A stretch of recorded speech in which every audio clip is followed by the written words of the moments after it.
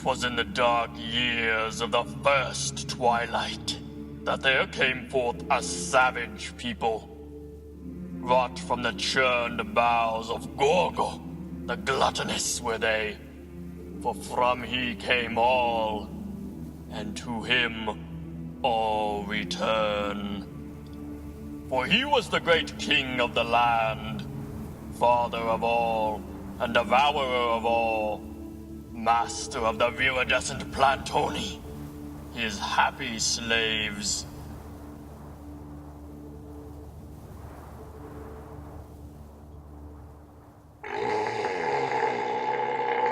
A pocket of wicked gas erupted from the deepest innards within Gorgo's body as he cackled and spoke to his vassals. Hearken to me, my chattel, and heed the words of your master.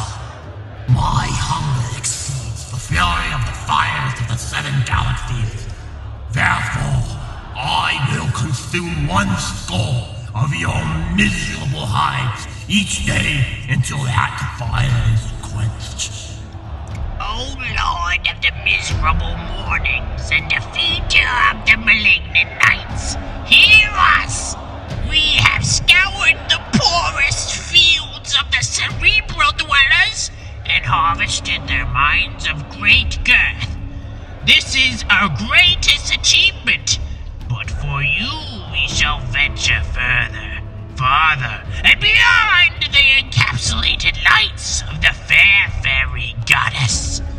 At the mention of the goddess, Gorgo's belly bulged, and his fat face twisted in umbrage. And that bothersome fairy of the hidden grove will serve as my cherry on top. Cherry on top! Cherry on top! Cherry on top! Shouted the droves of Plantoni's slaves in response to Gorgo's commission. With that chant on their blue lips, the Plantoni raised up pikes and fiery brands and marched west, towards the land of the fairy goddess.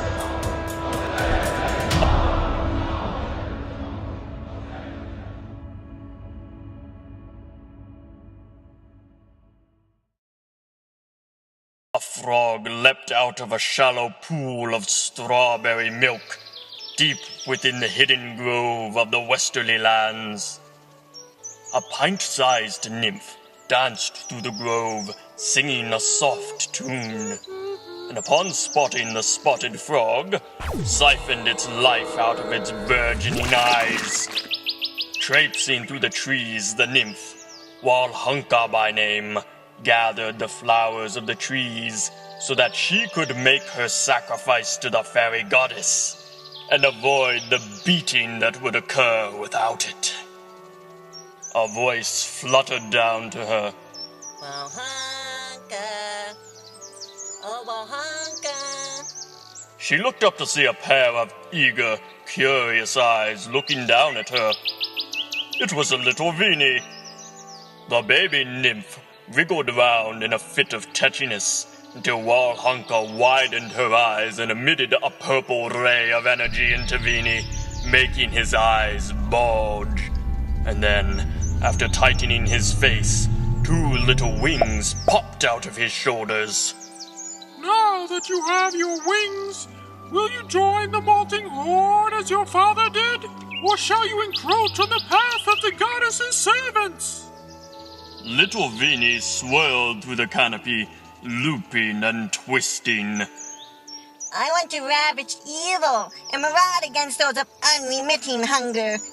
I will slaughter them by the hundreds and put the heads of their leader upon a spike. Jubilee in rapacious elation! The goddess will bless you with a synergy of the firmament's grace and the underworld's wrath. And I will give you the great sword of Chi, impaler of the demon angel. A horn rang through the trees. It was not the horn of the nymph folk, nor their fairy masters. No, indeed, it was the horn of the Plantoni. The harsh cry was more powerful than a score of eagles.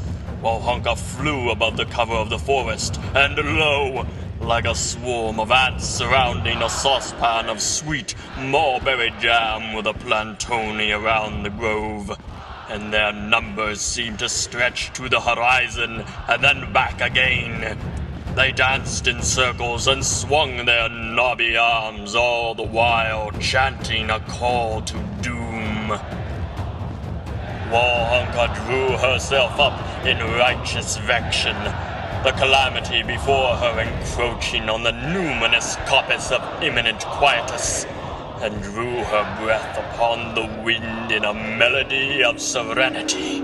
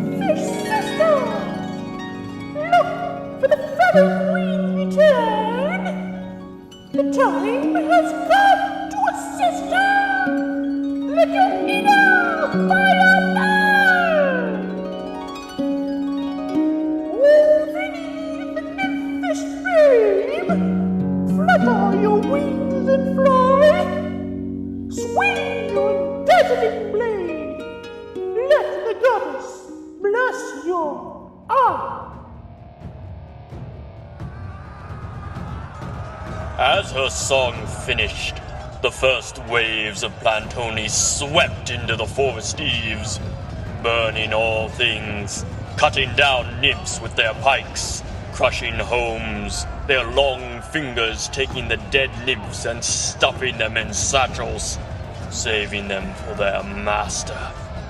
Alas, the plantoni were fierce, and they shrieked, wailed, whooped, and squealed as they plundered the forest, forcing all the nymphs to the hollowed tree, home of the fairy goddess in the core of the grove. And from a perch upon the highest branch, off the highest limb she stood. The nymphs that had not been butchered by the plantoni swarmed around the fairy goddess to protect her. Yet Vini the babe was absent, for unbeknownst to all, he had fluttered east. Whilst the small creature fluttered, outpouring from the maws of the magical tree of the fairy, there came the last of the ferrymen. They were tall as rearing hares. They wore armor of brilliant blue. Their swords were magic fire, and they flew with wings alike to the wings of the albatross. The fire petals they were known as, and they flew forth, and the once still air became tempestuous as a prodigious tempest beneath their wings, and the sun seemed to eclipse itself behind a moon in bashfulness at their splendor, and the nymphs became emboldened at the glory of the fire petals and shouted their praise. That was when, that one day, the plantoni, Korbluk Gurgle, stepped forth, his glowing bald head a bulwark to the fire petals' splendor. Your pretty cranial juices will suit well for the great Gorgo to bathe in. Yet where is the fairy goddess? Then there arose on his wings of splendiferous glory a gallant fire petal captain, a bite of battle forming up behind him as he cried, Let thine churlish bloated fetish return to the hem of his damp skirts, so she can lap away his filth. Blurk Gurgle laughed. The hems of my master's mother's skirts are not to be trifled with, for they are of pure darkness, intrepid evil, the vilest vulgarity of the pits of the most hellish monstrosity's bosom. The captain simpered haughtily, Thine chaff is as well finished and as laudable as the hair upon yon naked scalp. Less ugly things I have seen even in the breeding pits of the Berserk. For behold, I am Philippe, and there is battle swelling in mine veins that cannot be trounced. Shall we let death suckle unto one of our souls? Care, care, I cry, gabbled the grotesque Plantoni. lest the swelling of your veins result in your demise ere I make you serve as bottle to Piglet Death's eager lips. My veins aren't strong, so let us commence. And so, Lip unsheathed his sword. It burst into flames, and he roared like the tempest of the oceans in full fury. And he charged, but lo, Black Gurkle's pike was quick, with a motion so swift that even the ether was slow to react. He drove the spear deep into the belly of Philippe, casting him off his own wings. The world was silent, so that even the churning of Gorgo's bowels came to a halt, and Philippe looked once more upon his beloved goddess. Do not feed him, milady. Then, though for a time the serenity of the fire petal's death brought the very astral beams to a standstill, Black Gurkle traipsed into the quietude upon a wane of uproar, his rutted foot striding upon the broken body of Philippe as he led the Plantoni into a sortie of desolation.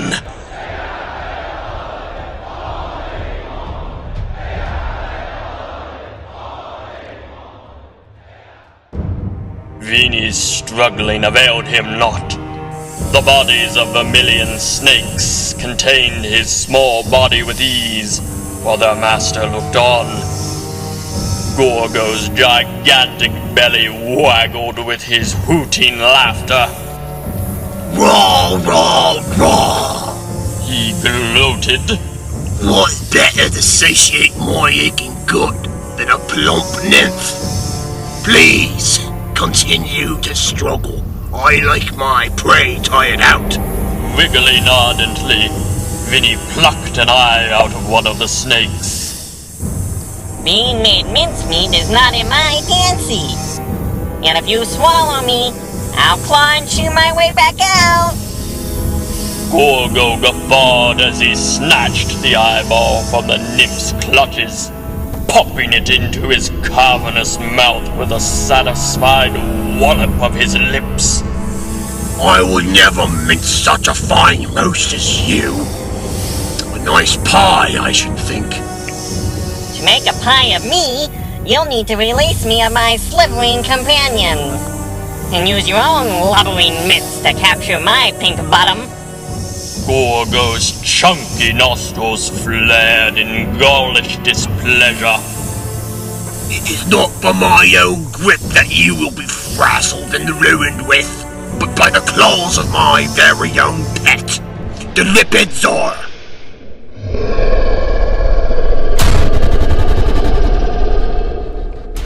In that moment, all juices of that place, from the fluorescent quagmire of wanton despair to the endless sludge of the belching pit, all were dried up and formed a creature filled with the gloop and the guck of ages uncounting, so that even the snot of Vini oozed from his nostrils. As it rose, ever loftier and more repugnant, the lappets of Gorgo's manifold jowls quivered in his victory. Usher this nibble to my gorge. May he serve as the first course of my very feast. Vini tensed himself. the snakes released so that he could be snatched by the harrowing beast of snot. And in that moment, Vini withdrew from its hidden place the great sword of Dramchi, and it was still black with the blood of the demon angel. A brilliant beam of light burst forth from the blade, brighter than heart of 7,000 sun combustions at once. And the beam shot through the Lipidzor, sending ripples through its pulpy form. And Gorgo groaned in pain and covered his eyes from the horrible light. In that moment, the world seemed to cave in upon itself, until at last time seemed to stop. And the beast, Lipidzor, exploded to all corners for existence, covering Gorgo's eyes with an impenetrable sludge, and coating Vini's brand new wings in gloop.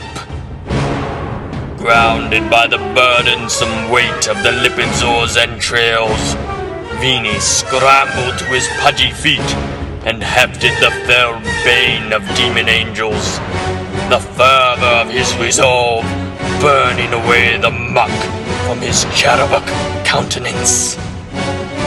Gorgo began to wail tears of liquid blubber, clearing away the slime of his cheeks. Mommy! The rodent has killed my pet! I want him dead! Dead, dead, dead! At her mention, the very tint of the sky turned nefarious, and bounding down from her banquet citadel came a widow, dressed in robes blacker than even the spirit of an ashen demon. As gangrel as her spawn was blubbery, with tresses of such ashen gray that one might forget that black and white had once been glimpsed. The formidable lady croaked in cracked susurration. Clamp thine swollen tongue, my ravenous tusspot, or by mine thrawn shanks shall I tend thine unfastened hide. Turning to Vini, the old woman crooked her bony finger at him, and he was lifted through the air to rest in her hand. I gave mine puddle plump that beast to commemorate his first successful cannibalistic genocide. Now you have slain it. What dost thou have to say for thine worthless self? Your accusation's severe, my lady. Vini spoke smoothly. But that which was lost was less than that which your rotund lad has gained from me. A lifelong lesson of sorts. Then Vini looked on his wings with an amalgam of lament and indefatigability. The warm glow of lavender seeped from his flesh, leaching into the air in ever-flourishing billows. Fire raged like hell itself had come to the surface of earth. Lightning poured from the sky, and 1,000 corpses simmered in a stew of their own intestinal juices. The last of the ferrymen had done their duty, but they were no more. The never-ending flow, the green plantoni, had just torn the wings from the last of the ferrymen. Blurk Gurkle lifted his barren head to the fairies and nymphs cowering in the trees and shouted, Bring forth your queen. Bring her forth to me. I feel the sting of the pike of the plantoni. Before any of those quaking creatures could contemplate thoughts of recreance or defiance, there wafted to earth upon the entrammeled zephyrs of forest's exhalations a lady of such surpassing pulchritude that the overweening nape of Black Gurkle was arched to the non-tilth of the loam. I am the fairy goddess. I am the ruler. I am the protector. I am the foreseer of the nimblest future. I am the bringer of the harbinger. I am the one who will end your life. And I am... Enough! Boomed Black Gurkle as he assumed a stance of bravado. I am the terrible foretoken of calamity. I am the heinous pillager of piety. I am... Your twaddling tongue is twisted in truths and perfidy such that none but the young weaver of seasons could untangle the maze of dubiety. I am the mender of unlight, the matron of cherubs. I am... But at that moment, an outburst of amaranthine effulgence blossomed from the eastern horizon. Within the purple burst, there was a ship. Upon the deck of that fiery ship, with darkness and blood falling from its keel, there stood Gorgo, his mother, and Vini. Each one bore crowns of death on their brows. It was a sight of near blasphemous glory.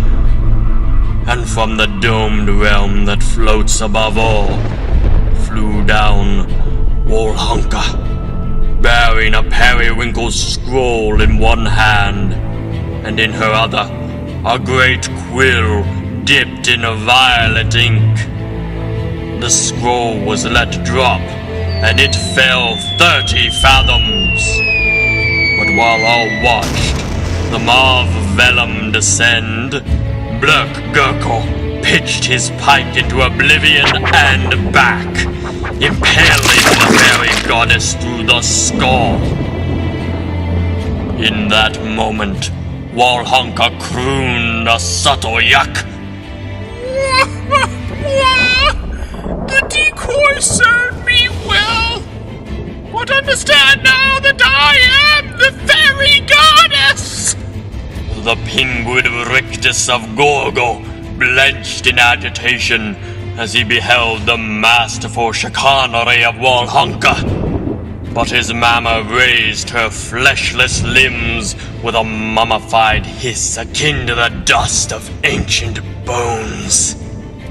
Thou wilt not thwart with spineless machinations this gratification of mine, blubbery babe. Raising his eyes to behold Wolhunka, Black Gurkle roared. The cherry! Taking out his lasso, he captured Wolhunka in its golden cords, and with a mighty pull he brought her to earth, where she splashed and was forced to tread in bloody guts to keep her head afloat. Her scroll burned away the filth where it landed.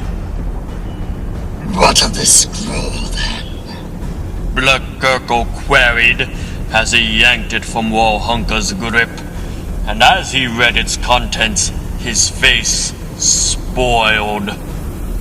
Yet, on that scroll, Black Gurkle saw that thing that had escaped his grasp for the entirety of his life.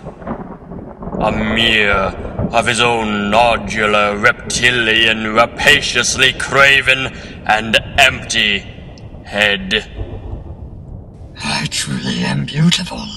Black Gurkle breathed. Should not I be God? Not these mere fools that I have slain? I am a god! The god of your own tomb!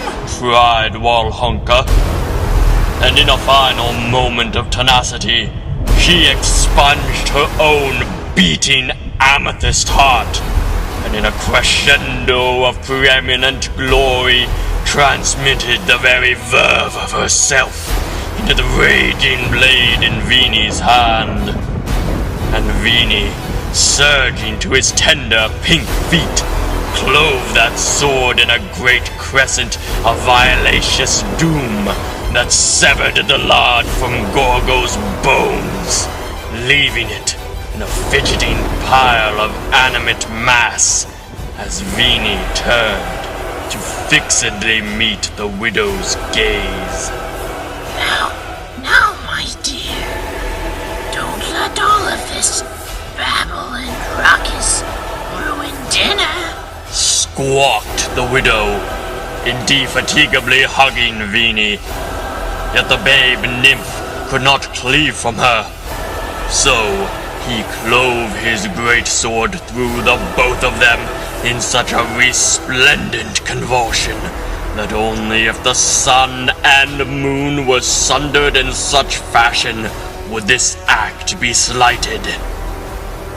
A shriek rent the air, bursting the eardrums of all creation.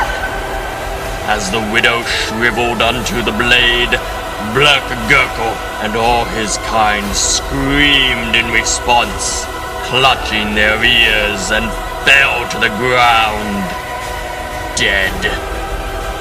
As the nymphs peeked their noses and eyes out of their tree, they saw a sight of tales, a flying ship of fire coming to crash into their safe haven, the fires of earth burning, a babe taking his final breath, and Gorgle falling down to rest by a Plantoni corpse.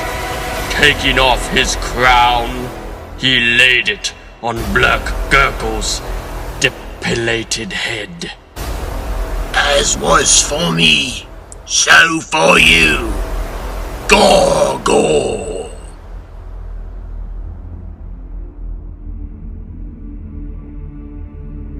It is believed that in these final moments of the universe and all within it, that even Black Gurkle's polished head became shaggy like witch moss, and he rose from the parched earth like a firestorm consuming a village of strawmen. The end.